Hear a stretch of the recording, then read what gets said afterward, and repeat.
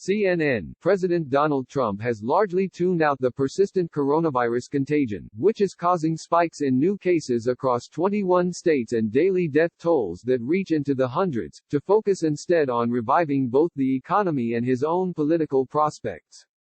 The insistence on pressing forward with reopening and a return to normal, even as cases increase in some areas, has led to concern among some administration officials that Trump and his aides are ignoring an inconvenient truth.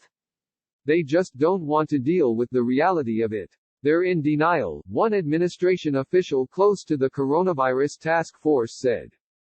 Others close to the president say he is not in denial but instead is focused on putting Americans back to work and providing optimism after a dark period for the country.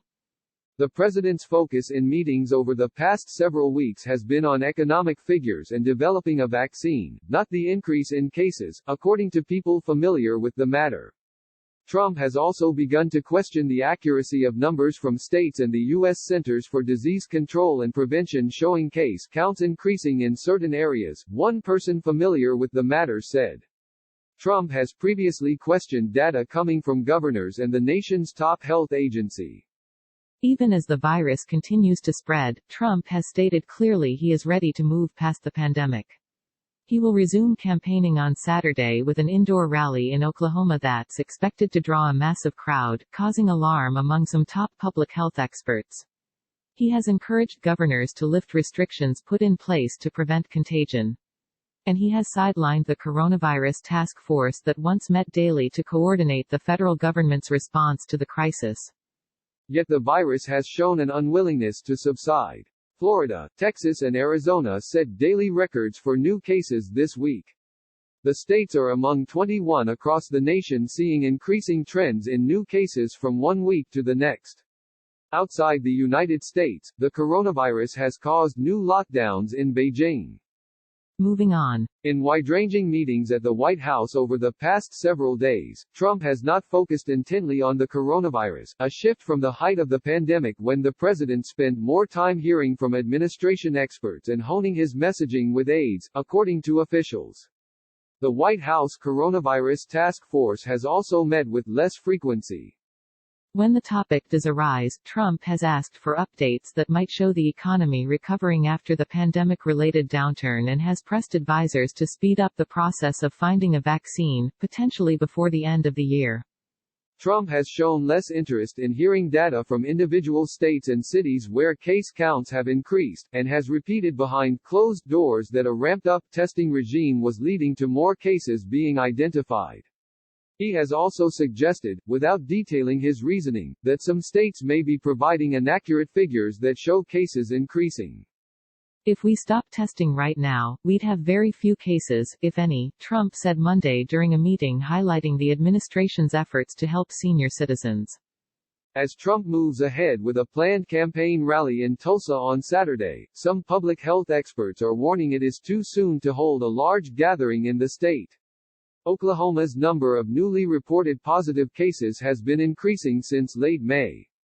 A record 225 new cases were reported there on Saturday. On Sunday, that number declined to 158 new cases and went back up to 186 on Monday, according to the Oklahoma State Department of Health.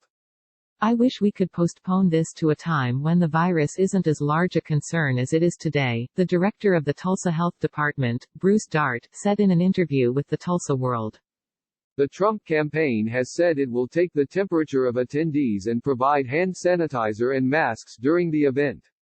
But wearing masks won't be required, and Trump himself has signaled that mask wearing is an optional step that he has refused to take himself in public. Trump is very excited to get back on the road and connect directly with people, his counselor Kellyanne Conway told reporters at the White House on Wednesday. I'm sure there are those who will never want to do that again because obviously that is the gold standard and his stock and trade for him. Ticket to re-election. People around the president say he remains intent on reopening the country, and has said he will not allow another shutdown that might hamper an economic recovery. Trump's thinking is being driven in large part by the message he has gotten from his political advisors, which is that strong signs of a recovering economy are his surest ticket to re-election. The president and his political strategists were buoyed by the positive jobs numbers earlier this month, which served to reinforce Trump's belief that his focus should be on continuing to encourage a national reopening rather than heed warnings about surging cases of coronavirus in a slew of states.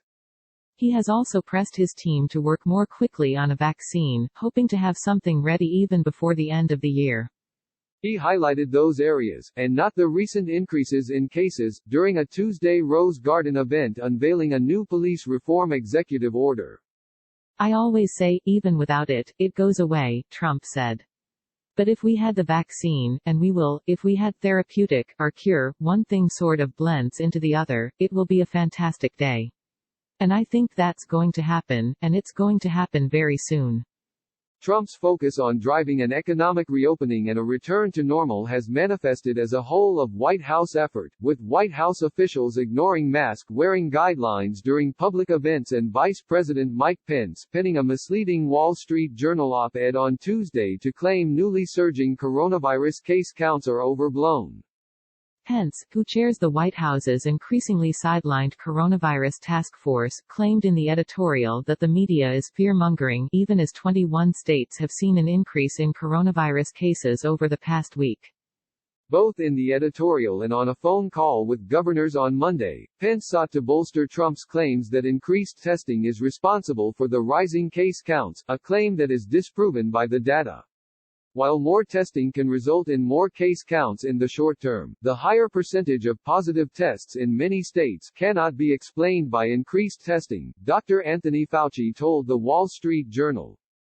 Fauci, along with other administration doctors, have banded together to form an offshoot of the Central White House Coronavirus Task Force, a source close to the panel told CNN this week. Members of the group also include Dr. Deborah Birx, the White House Coronavirus Response Coordinator, U.S. Food and Drug Administration Commissioner Dr. Stephen Hahn and CDC Director Dr. Robert Redfield. The source said the doctors group meets 2 to 3 times a week by phone before briefing Pence. One of the briefings is scheduled for Wednesday, when the group plans to raise the issue of increased infection rates in many states.